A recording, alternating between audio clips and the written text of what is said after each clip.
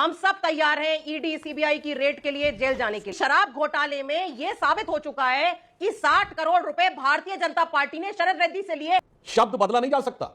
मतलब सीधे सीधे आपने कोर्ट की अवमानना कर दी।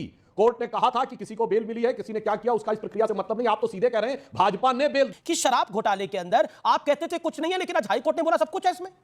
ईडी का मतलब है भारतीय जनता पार्टी का एक्सटॉर्शन डिपार्टमेंट। उन्होंने बोला ये किसी सेंट्रल गवर्नमेंट का मामला नहीं है, ये ईडी और अरविंद केजरीवाल के बीच का मामला है। अब एक ही मौके पे आपकी सुविधा के अनुसार दो अलग अलग तर्क नहीं हो सकते कि अगर आपके नेता को बेल मिल गई और ईडी ने उसका विरोध नहीं किया तो इसलिए कि उस पर सबूत नहीं थे, आज विरोध किया तो भी सबूत नहीं थे। इसी दिल्ली में तो मदन लाल खुराना मुख्यमंत्री थे और उन्होंने इस्तीफा दिया था।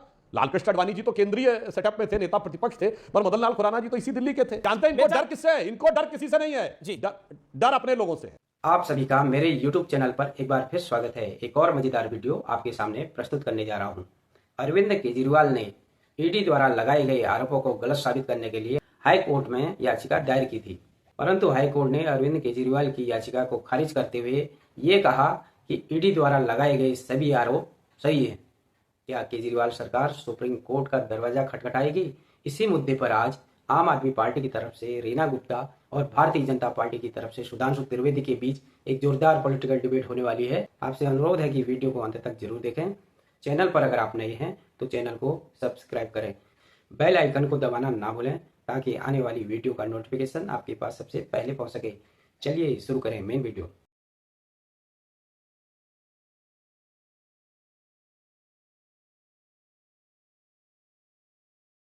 हम सब तैयार हैं ईडी सीबीआई की रेड के लिए जेल जाने के लिए, पहली बात। लेकिन अमीश भाई, सबसे बड़ी बात आज जो है, जो आपने मुझसे नहीं पूछी, कि शराब घोटाले में यह साबित हो चुका है कि 60 करोड़ रुपए भारतीय जनता पार्टी ने शरद रेड्डी से लिए और उसको बेल दी।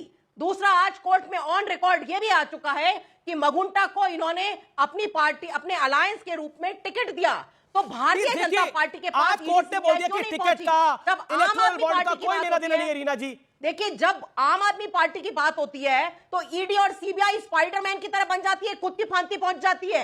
लेकिन भारतीय जनता पार्टी से अभी तक पूछताछ क्यों नहीं हुई? ठीक है, okay, you made your point Sudhanshu ji. Electoral bond में पैसा लिया भारतीय जनता पार्टी ने और उसको बेल दी। ये वर्ड है ना, डिजिटल जमाना है, शब्द बदला नहीं जा सकता। मतलब सीधे सीधे आपने कोर्ट की अवमानना कर दी। कोर्ट ने कहा था कि किसी को बेल मिली है, किसी ने क्या किया उसका इस प्रक्रिया से मतलब नहीं। आप तो सीधे कह रहे हैं भाजपा ने बेल दी। मतलब इससे बड़ा आक्षेप आप कोर्ट के ऊपर नहीं लगा सकते।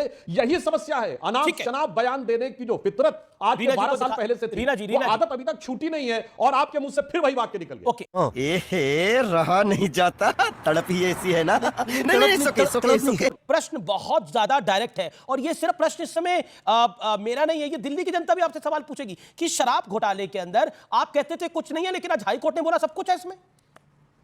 आप कहते थे कोई मामला ही नहीं है। देखिए, पहले मैं सुधांशु भाई की, अमीश जी सुधांशु भाई की बात का जवाब दूं। पीएमएलए के केसेस में सिर्फ एक तरीका होता है बेल मिलने का। अगर ईडी आपकी बेल अपोज नहीं करती है तब आपको बेल मिलती है। ईडी, मुझे इस बात में कहने में कोई दो राय नहीं है कि ईडी का मतलब है भारतीय जनता पार्टी का एक्सटॉर्शन डिपार्टमेंट। और चूंकि ईडी ने बेल अपोज नहीं करी, इसलिए आपने एक सेकंड, रीना जी, आज हाईकोर्ट का ऑर्डर क्या है? हाईकोर्ट का ऑर्डर क्या कहता है? जब बोला गया कि ये ईडी का मामला है, ये उन्होंने बोला ये बीजेपी का मामला है, उन्होंने बोला ये किसी सेंट्रल गवर्नमेंट का मामला नहीं है, ये ईडी और अरविंद केजरीवाल के बीच का मामला है। बोला कि नहीं बोला रीना गुप्ता? और जहां तक मेरी जानकारी, आप भी पेशे के वकील हैं। एक second, you are also advocate by profession. जी, आप भी ऑफिसर ऑफ द लॉ है। I am also an advocate. नहीं, तो you are also officer of the law. तो my humble and my straight question to you madam is कि what court said today, just court. आज high court ने यह बोला है कि इस केस में जो है ये पीएमएलए के दायरे के अंदर ही रहेगा केस, ये उन्होंने बोला। भाई मजा आया डॉक्टर साहब। बिल्कुल बीजेपी जो इन्होंने बोला, फिर अपनी कही बात में फंस गए। इन्होंने कहा कि पीएमएलए के केस में बेल मिलने की एक ही सूरत है कि ईडी उसका विरोध न करे। तो संजय सिंह की बेल पे ईडी ने विरोध नहीं किया, तब तो आपने छाती ठोक ठोक के ये कहा कि देखिए इससे साबित हो गया कि ईडी के पास कोई तथ्यात्मक आधार नहीं था, इसलिए उन्होंने बेल का विरोध नहीं किया। तो आपकी बात से यह भी साबित हो गया चूंकि आज बेल का विरोध किया, इसका मतलब केजरीवाल जी के खिलाफ तथ्यात्मक आधार था। अब एक ही मौके पे आपकी सुविधा के अनुसार दो अलग अलग तर्क नहीं हो सकते कि अगर आपके नेता को बेल मिल गई और ईडी ने उसका विरोध नहीं किया तो इसलिए कि उस पर सबूत नहीं थे, आज विरोध किया तो भी सबूत नहीं थे। कुछ शर्म आया है? अमीश भाई, सुधांशु जी बहुत ही काबिल प्रवक्ता हैं, लेकिन मैं उनको करेक्ट करना चाहूंगी कि आज बेल की हियरिंग तो थी नहीं, तो बेल मिली नहीं मिली इसका तो डिस्कशन का कोई औचित्य नहीं है, पहली बात।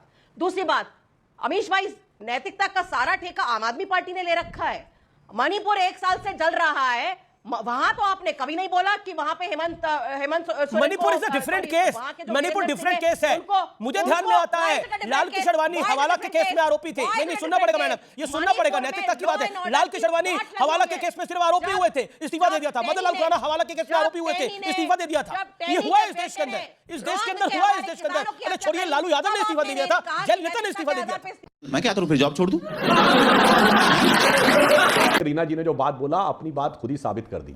इन्होंने तो बेल की एप्लीकेशन ही नहीं दी। इन्होंने तो कहा था कि सिरे से हमारी गिरफ्तारी गलत है, वो गलत साबित हो गया। दूसरा, इसी दिल्ली में तो मदन लाल खुराना मुख्यमंत्री थे और उन्होंने इस्तीफा दिया था।